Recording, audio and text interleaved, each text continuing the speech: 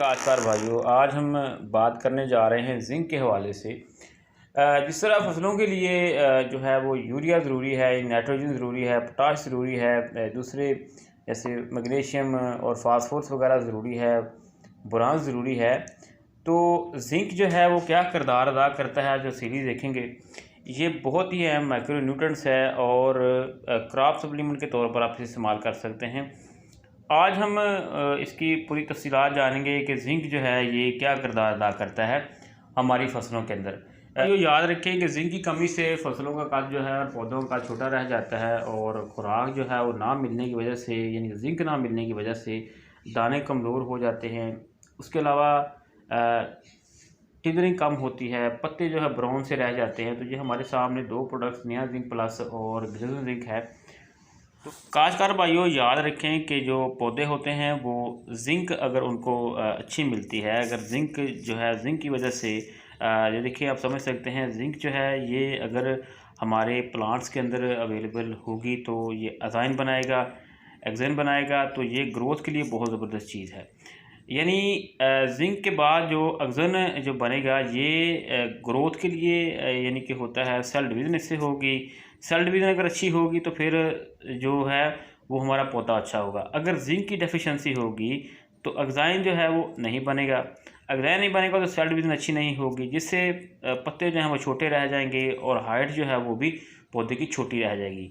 इसको मुकम्मल तफसीलात के हम ज़रा इसको समझते हैं, पौधे को बना के देखते हैं फ़र्ज़ी तौर पर कि किस तरह से जो है वो जिंक की कमी की वजह से हमारा पौधा जो है वह छोटा रह जाएगा। काश्तकार भाइयों, फ़र्ज़ करें ये दो पौधे हैं, ये देख सकते हैं। यहाँ इस पौधे के अंदर जो है ये जिंक हमने डाली हुई है, इस पौधे के अंदर हमने जिंक नहीं डाली है। याद रही कि जो जिंक होती है ये पौधे के कद में इजाफा करती है, यानी कि इंटरनोडिंग में काम करती है। जिसमें हमने जिंक डाली थी उसकी देखें इंटरनोडिंग अच्छी हुई है, उसके पत्ते भी बड़े हुए हैं।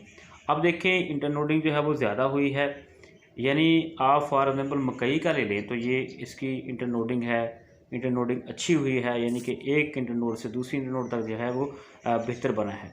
अब इसमें ये देखें कि इसमें जो है वो पौधा इसकी जिंक नहीं इसमें हमने डाली, तो जिंक की वजह से एक तो इंटरनोडिंग भी छोटी है, कम है, और दूसरा जो है ये पत्ते भी छोटे हैं, कमज़ोर हैं। तो आपको आसानी से समझ लग गई होगी कि अगर हम जिंक इस्तेमाल नहीं करते हैं तो एक तो इसकी हाइट शार्ट हो जाएगी, टिदरिंग कम होगी, जो पत्तों का रंग होगा वो ब्राउन सा रह जाएगा, क्लोरोफिल जो है वो अच्छी नहीं होगी। आम तौर पर ये राइस के मामले में ऐसा होता है कि वहाँ पर अगर हम नहीं डालते तो मामला आता है।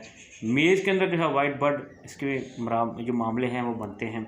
इसके अलावा वीट में, उसके अलावा सोरगम में, फॉडर क्रॉप्स में भी ऐसा ये मामला होता है कि अगर आप जिंक नहीं डालते तो जो है वो पौधे की हाइट जो है वो कम रह जाती है। तो काश्तकार भाइयों, याद रखें कि ये जो सबसे समझने के कम जो है वो मोस्ट डिफिशेंट ऑफ माइक्रो न्यूट्रिएंट्स जो है ये हमारे आम फसलों में मिल जाता है। तो इसे आप जो है वो लाजमी इस्तेमाल किया कीजिए ताकि आपकी जो फसलें हैं उनका जो तो कद अच्छा हो, दूसरा उनकी नोडिंग अच्छी हो, उनकी खुराक अच्छी मिलेगी तो फिर वो इसको बेहतर जो है वो किरदार अदा करेंगे। अब ये नहीं है कि हमने केवल जिंक ही डालनी है, इसके अंदर हमने नाइट्रोजन भी इस्तेमाल की होगी, फास्फोरस भी इस्तेमाल की होगी, दूसरी खादें भी इस्तेमाल की होंगी। तो लेकिन जो जिंक का किरदार है वो हमने आपको समझाने के लिए किया है कि जिंक आपने क्यों डालनी है और आप उसको किस तरह से इसका फ़ायदा हासिल कर सकते हैं। भाइयों, अगर आपने अपनी फसलों या पौधों को बिजाई के वक्त या पहले पानी के ऊपर जो है वो छट्टे के साथ या फ्लड करके आपने जिंक सल्फेट या जिंक जो है मुहैया नहीं कर सके थे, तो अब आप ये महसूस करते हैं कि आपके जो प्लांट्स हैं वो उनको जो जिंक जो है या जिंक सल्फेट आपने मुहैया करनी, तो किस तरह से आपने करनी है। तो इसका आसान हल ये है कि आप फोलियर स्प्रे करें। याद रखें माइक्रो न्यूट्रिएंट्स जैसे बोरान है, जैसे जिंक है, सल्फ़र है, इस तरह से नाइट्रोजन की भी अक्सर जो होती है वो स्प्रे कर देते हैं। तो आप इसकी स्प्रे कर सकते हैं अपने जो है फसल के ऊपर या पौधों के ऊपर।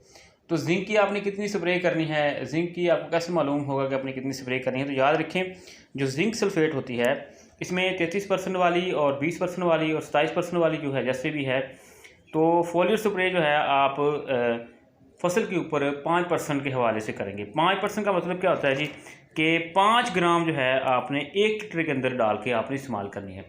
तो आप समझ जाएंगे कि 5 ग्राम अगर 1 लीटर के अंदर है तो आपकी जो टैंकी है वो आमतौर पर 20 लीटर की होती है, 20 लीटर तक हम इसे इस्तेमाल करते हैं। तो इस तरह से ये 20 लीटर के अंदर ये 100 ग्राम जो है उसमें शामिल की जाएगी। तो इसलिए आप जो जिंक सल्फेट है वो 5% के हिसाब से अपने पौधों के ऊपर जो स्प्रे करेंगे। काश्तकार भाइयों, एक और अहम बात हम बता दें आपको कि माइक्रो न्यूट्रिएंट्स हैं, जैसे बोरान है, जैसे जिंक है, जैसे सल्फ़र वगैरह हैं, आपने इनके फोलियर स्प्रे अपनी फसलों के ऊपर कब करने हैं, कितनी मकदार में करने हैं, कितनी दफ़ा करने हैं, इस हवाले से हमने एक और वीडियो बनाई हुई है, उसको आप लाजमी देखें, ताकि आप जो है अक्सर अपनी फसलों को जब फोलियर स्प्रे करते हैं तो आप जो है अगर उसकी अंदर जो मकदार ज़्यादा कर दें तो फिर उसका मसला क्या हो, उसके में फ़ायदा होगा या नुकसान होगा। अगर कम मकदार में करेंगे तो आपको उसका क्या फ़ायदा और नुकसान होगा। तो काश्तकार भाइयों, हमारे इस आज के इस जो वीडियो का टॉपिक था कि पौधों के अंदर एक जिंक की डेफिशिएंसी होगी तो क्या पौधों का छुटा रह जाएगा, इसका क्या किरदार होता है, ये हमने आपको समझाया है कि पौधे जो है वो जिंक की वजह से अपना कद बढ़ाते हैं, उनमें जो है उनकी ग्रोथ होती है। अच्छी मैनेजमेंट के साथ अगर आप जिंक को इस्तेमाल करते हैं तो आपको फ़ायदा होता है। जिंक की कमी से सेल डिवीज़न अच्छी नहीं होगी, स्मॉल लीव्स रह जाएंगे, शॉर्ट हाइट होगी और उसके बाद दाने भी अच्छे नहीं बनेंगे। सारे मामले जो हैं वो आपको आज समझाए हमने।